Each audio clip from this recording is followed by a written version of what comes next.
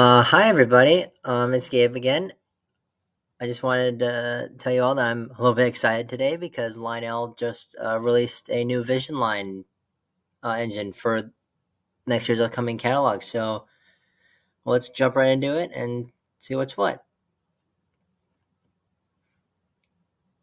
Well, look at this. The J1E Hudson is back in the VisionLine series for 2025. So it's been a very long time since this engine's been in the VisionLine series. So Uh, yeah, I'd be interested to see any new road numbers and road names for this engine.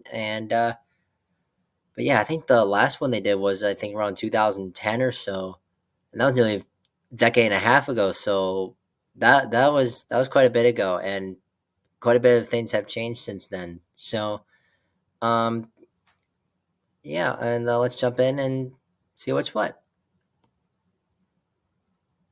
Well, here's a little introduction of about the 700E and in terms of lineup for this year, how it's going to be important and how awesome it is. Um, yeah, here's some nice little pictures of features of what to expect. So yeah, this will be very nice. Interior illumination in the cab, swinging bell, even so, same as the first run. Bicolor lights. That's gonna be a new feature on this engine.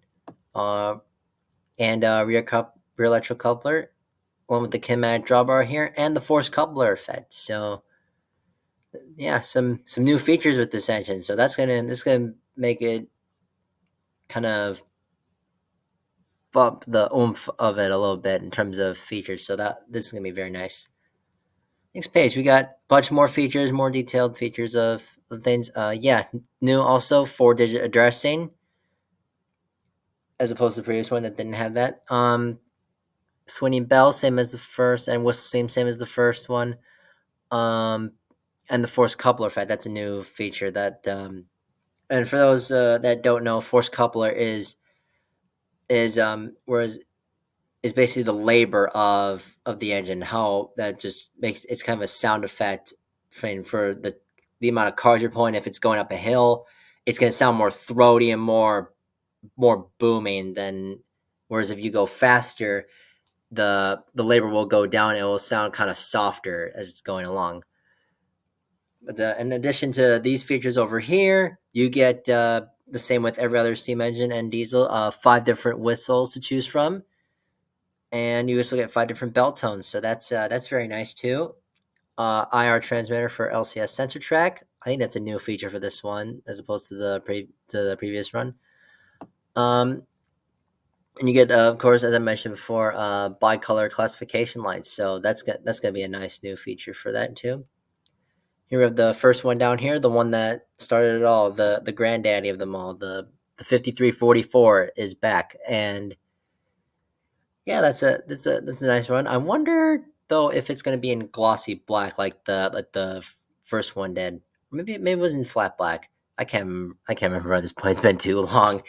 Um, but yeah, that's this will be nice. Oh yeah, and I should also mention the manufacturer price is $1,800. So not really a cheap engine by any means. It's gonna be quite a bit more expensive, but yeah. But I think for an engine this size, it's not. I guess it's not too bad, but it's usually it's fair and that's a pretty good price. Well, let's go ahead and see what else is in here. Oh boy, and yeah, 8 more of them. Yeah, in addition to the 5344, we have number 5403 here in the normal paint scheme as it comes in. So those two will basically look identical except for the number. We have number 5320 here. And what's interesting about this one, if we look in a bit more closely, it has no classification lights as it says down here. So it does not have bicolor lights. So I guess that feature won't be available on that one because it doesn't have them. So I think that's done to show them what they look like in the pic in black and white photographs or any photograph with the Hudsons. I know a lot of them did not really have marker lights on top. I know some of the J1Es as shown here did, but maybe later they got them removed. So that could be possible. But that's an interesting concept they've got there with that one. Let's see. Here we have number 6620, but in New York Central lines on the tender. That's a little bit of a variation there. And then this one's the first one with the PT tender. So that's the same with the J3As, the VisionLine Niagara, and the Dreyfus Hudson. This is going to have the water scoop spray effect. That's an awesome feature on this tender. And finally, the J1E is going to have it this time. So that's a very nice one. And also the price has gone up. $1,900 for the ones with the PT tenders. I guess that having that feature does just bump up the price a little bit, but I think it'll be worth the extra $100. Let's see next page here. We have 5315. Look at that 5315 with the pinstripe, the white walls, and the pinstripes and the tender. I don't know if I remember this or not, but I think this engine was involved in a wreck once in 1940. So that's very interesting that they chose this oops this engine for that. So that's very cool. And now we have down here we got a couple we got some awesome more colorful schemes here. This one up on here with the PT tender, same also $1,900 is 5330, but in the 20th Century Limited color scheme. So I like to think of it as a Dreyfus Hudson, but without the streamlining. So that's a that's an interesting an interesting idea. And this one will definitely turn some heads down here. The 5340 here with the pacemaker red and gray scheme. Oh boy, that's gonna catch people's eyes for sure. That's a very nice paint scheme on that. I've seen that on the Mohawk before, but I wonder how this one's gonna look in comparison to that one. That's gonna look very great too. Yeah, that pacemaker, that red and the gray, that looks really fantastic with that red, that paint scheme on down there. Yeah, that one's gonna be very nice. And finally, we have a different road name this time, other than New York Central. We have Toronto, Hamilton, and Buffalo Hudson number 502. I don't think I'm not sure if this road has ever been done to a Hudson in model form before, or maybe it has, but definitely not an O gauge. Or maybe MTH has done it. I'm not sure, but I think this is the first time Lionel has done it. Is going to do it. So that's an interesting one. And that's yeah, that's for the that's for the that's I think that's it for the Hudsons. So yeah, very nice, very nice options to choose from here. Yeah, all of them have the same features. The four digit addressing.